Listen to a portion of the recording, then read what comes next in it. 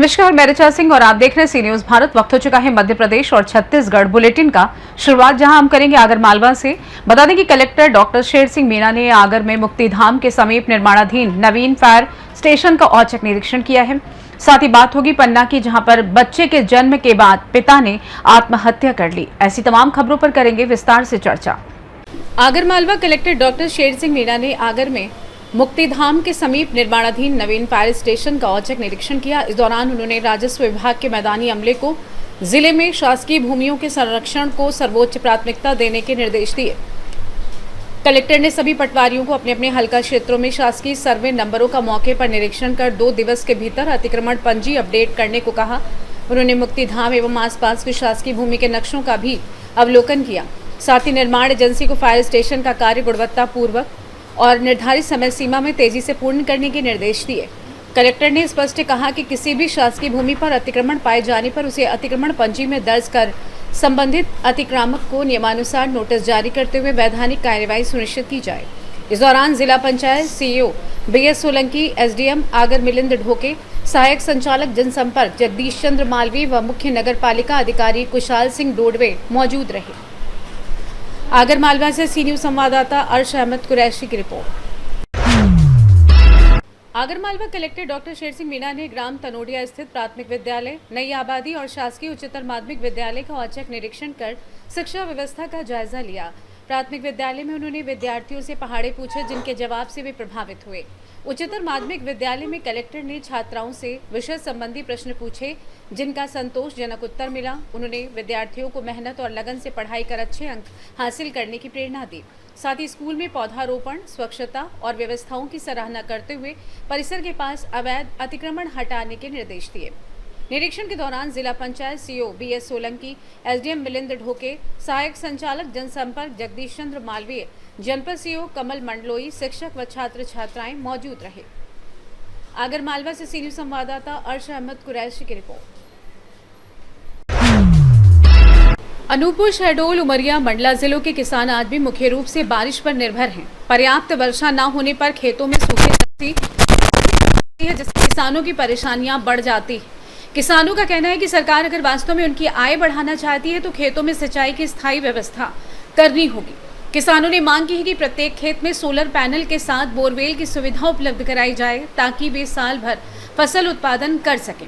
उनका कहना है कि सरकार की योजनाओं में इस व्यवस्था को शामिल किया जाए तो किसानों को बड़ी राहत मिल सकती है। हालांकि किसान सम्मान निधि से कुछ मदद मिली है, लेकिन सिंचाई की समस्या का स्थायी समाधान अभी भी जरूरी है। अब देखना ये होगा कि केंद्र और मध्य प्रदेश सरकार किसानों के लिए क्या कदम उठाती है। क्या नाम पड़ता है आपका? मेरा नाम अनिल साहू है। अच्छा, तो पानी थोड़ा कम गिर रहा है। ये बताइए, ये किसानी जो करते हैं, इसमें लाभ का धंधा है, फायदे का धंधा है कि नुकसान का धंधा है? ये पहले तो फायदा कर रहा, पर अब घाटे की ओर जा रहा है। घाटे की ओर जा रहा है, क्योंकि पानी लेट गिर रहा है। अच्छा, ऊपर जो पानी गिरता है, वर्षा जल जो गिरता है, जी जी, उसी से आश्रित हैं। उसी से आश्रित हैं। ये जो पानी थोड़ी बहुत दिख रहा है, जी जी, तो ये पानी ऊपर से थोड़ा गिरा होगा, इसके वजह से ये पानी है यहाँ पर गहरा। पंप भी लगाए थे सर जी तालाब से। अच्छा, ये सिंचाई करके लाए हैं पानी। हाँ तो पानी करके खेती चारा, एक तो चारा गाय गोरू बहुत चर रहे हैं। हाँ, ये जो है बहुत ज्यादा फैला है हमारे गाँव में। अच्छा, तो बेहड़ा वगैरह सब चर खाते हैं। अब ये चरने के बावजूद थोड़ा बहुत पानी ऊपर से आश्रित कुछ पंप लगा के धीरे पानी कर रहे हैं। इस कारण खेती तो घाटे की ओर जा रही है। अच्छा, नहीं, मैं ये पूछना चाह रहा था जी जी, कि खेती जो है, भारत सरकार और मध्य प्रदेश की सरकार कहती है कि खेती जो है फायदे का धंधा है। हम किसानों को अधिक से अधिक फायदा देंगे। तो कहाँ फायदा मिल पाता है? न सौर प्लेट, न बैटरी, न पंप, कुछ की व्यवस्था तो नहीं है। यहाँ पड़ा निर्जल बन की ओर दिख रहे हैं।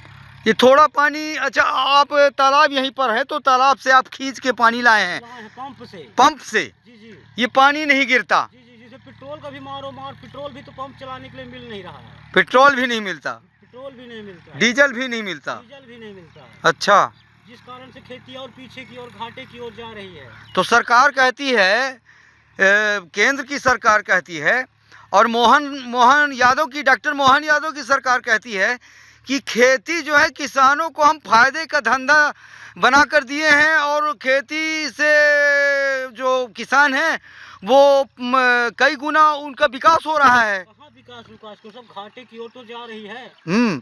ताकि बीजहा की रेट देखो, बीजहा चरम सीमा में पहुंच चुकी है। अच्छा, बीज की क्या रेट में खरीदे थे भैया? 500 रुपए किलो बीजहा आया था। 500 रुपए किलो। डीपी आज 50-60 रुपए किलो मिल रहा है। अच्छा, तो अभी मोहन सरकार ने आपको 4000 की राशि मुहैया तो कराई है भैया आपको? कहाँ कराई है? पंप के सिंचाई भर का तो होता है, बीजहा भर का तो पूछ नहीं रहा है।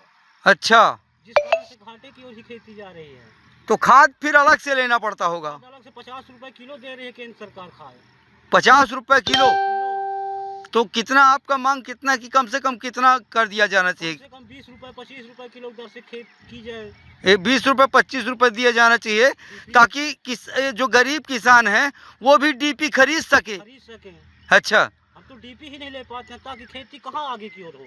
डीपी और यूरिया की मात्रा आप नहीं ले पाते हैं? हमारे महंगाई दर से।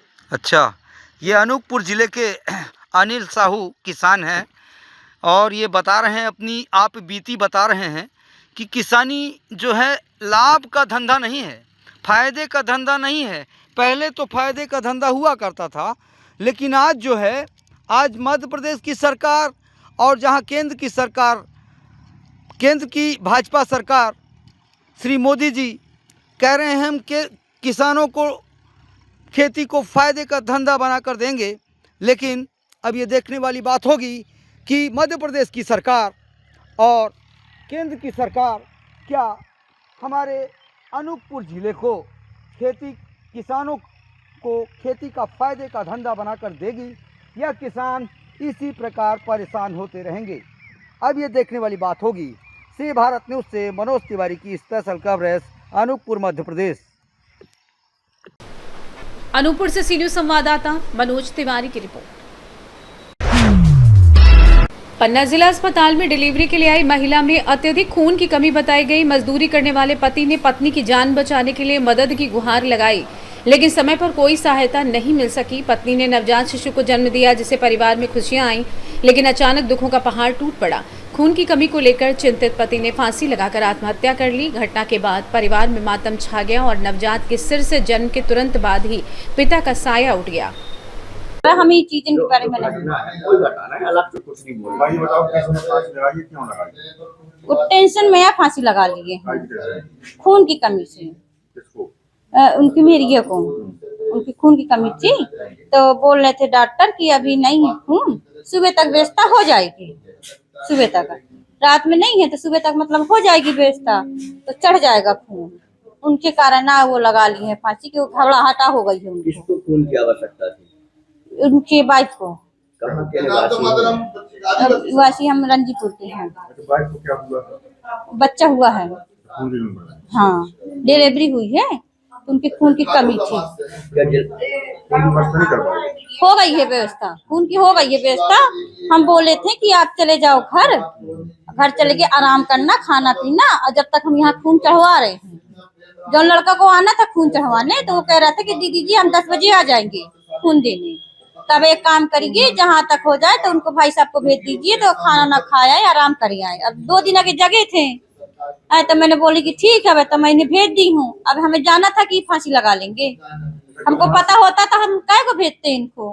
अस्पताल से आके सीधे फांसी लगा? हाँ। आपके कौन है? ये हमारे जेठ हैं। आपका नाम क्या है? हमारा नाम रिंकी सिंह है। पन्ना से सी न्यूज़ संवाददाता रीना सोनी की रिपोर्ट।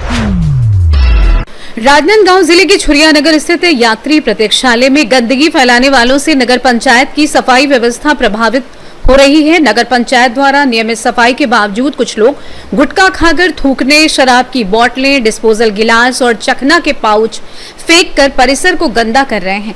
सफाई कर्मी रोजाना मेहनत कर परिसर को स्वच्छ रखते हैं, लेकिन कुछ लोगों की लापरवाही से उनकी मेहनत पर पानी फिर जाता है। स्थानीय लोगों ने प्रशासन से ऐसे लोगों पर सख्त कार्रवाई और जुर्माना लगाने की मांग की है।